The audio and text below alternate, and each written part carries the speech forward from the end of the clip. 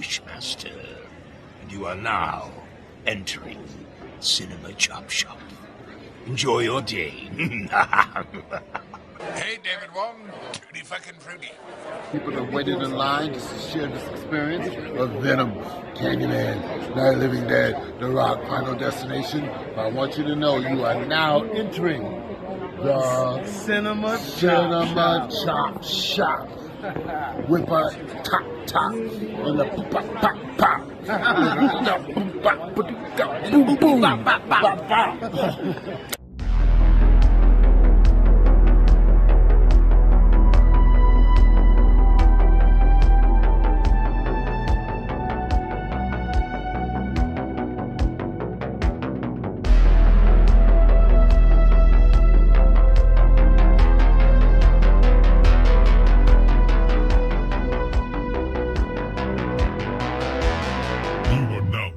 The Cinema Chop Shop. What's going on, everybody? It's Davey from the 80s, and you're now entering the Cinema Chop Shop, so park your ass right there. And while you're there, don't forget to hit the like, the share, the subscribe button. Also, if you check the link below, you'll see a Patreon account. If you click it, you can become a member. All you got to do is try to recommend movies and music and trailers for me to react to, so click the damn link. Now, with that being said, I'm here today to review Furiosa, the Mad Max story.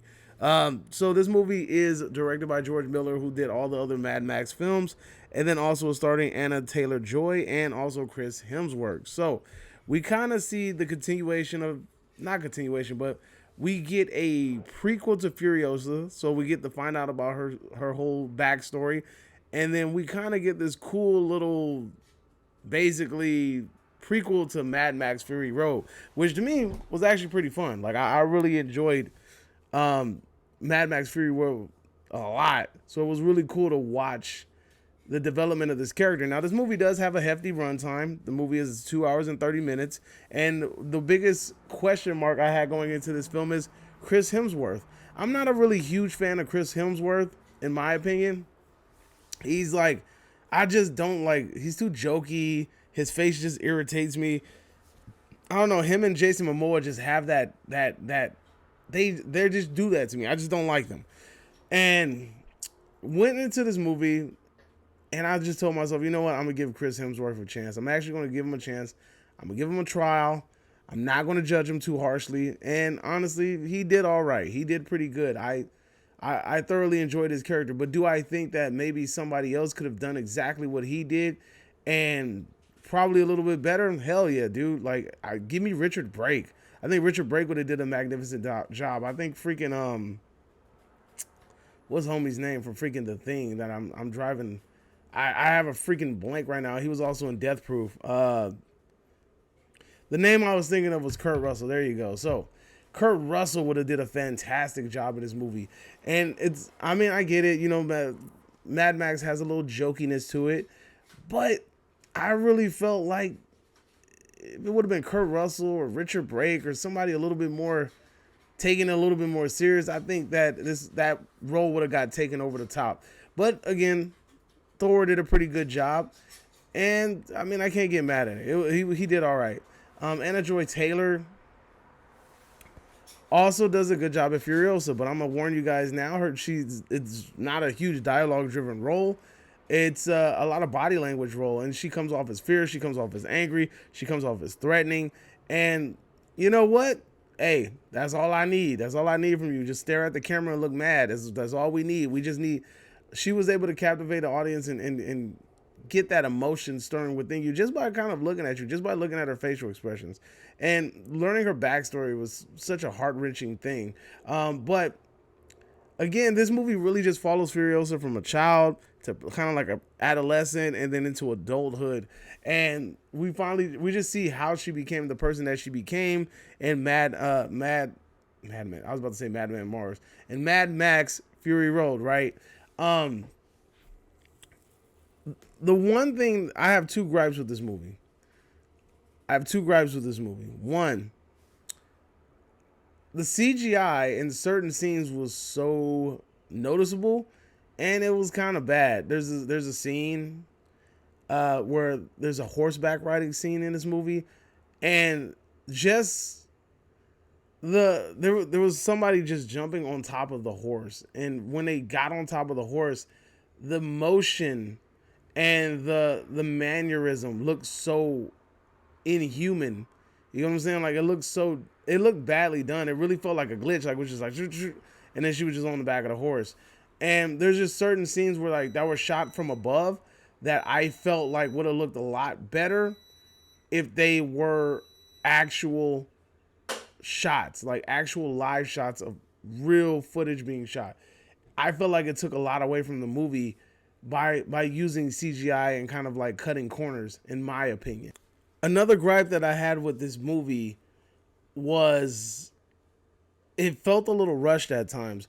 This is a really, really, really detailed story. And I mean, it really felt like at scenes that we were just trying to get from point A to point B. And I really think that George Miller did a fantastic job of condensing this movie. I can tell that there was probably more that he wanted to incorporate into this movie, but had to cut out just for purposes of like, you know, runtime. But what he did with what we got was that fantastic. This honestly could have been a drawn out TV series. We could have got 10 episodes, an hour apiece, and we really could have got to know Furiosa. But I mean, even then, I mean, I think that George Miller did a fantastic job with this movie. The shots that were live action shots, fantastic shots.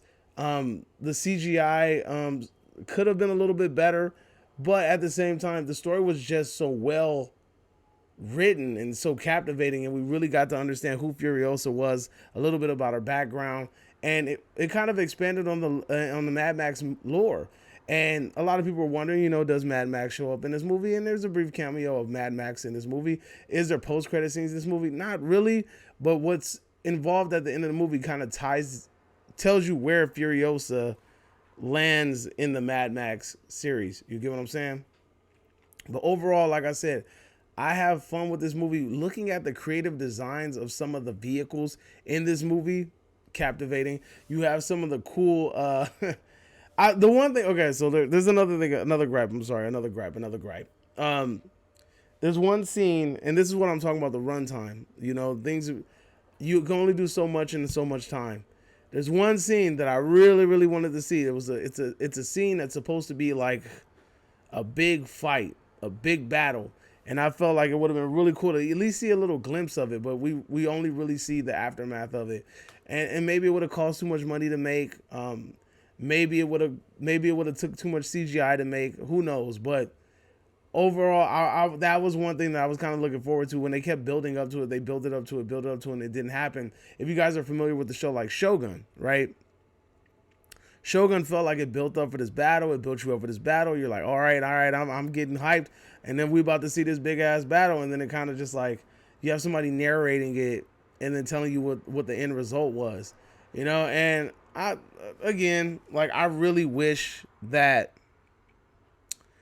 would have got to see that battle. But again, I mean, the overall cast in this movie does fantastic. The storytelling in this movie is fantastic. I really felt like we could have turned this into a 10 episode series and we could have got the full, you know, like that itch fully scratched. But Mad Max is always a movie that I feel like really captures that post-apocalyptic world that a lot of movies have tried and they have failed. I'm looking at you, Waterworld, you know what I'm saying? So here on the Cinema Chop Shop, we grade movies in 3 ways. Count them 3 ways. You either get bodied and sent to the bowels of hell, and I tell you your movie's basura, homie, or you get a big fat meh, and I tell you that it's más o menos, mediocre, mid-grade, mid-range, mid, right? Or I say it's spared, I tell you it's awesome, stop what you're doing, go to the movies and head to see this damn movie. And you already know what I'm going to do. I'm going to spare this damn movie.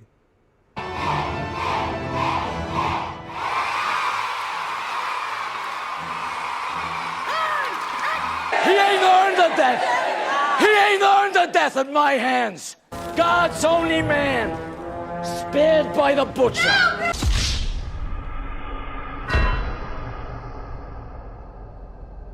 Yeah, you heard it, folks. I am sparing this movie. I'm going to be honest with you.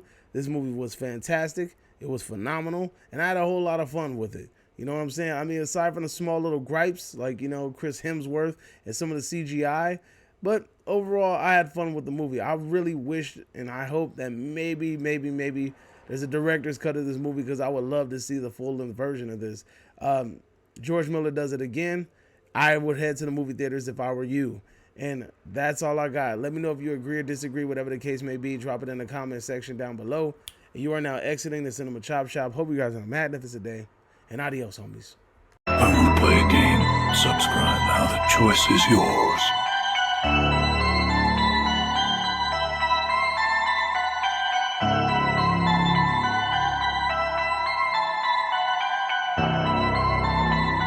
You're now exiting the Cinema Chop Shop.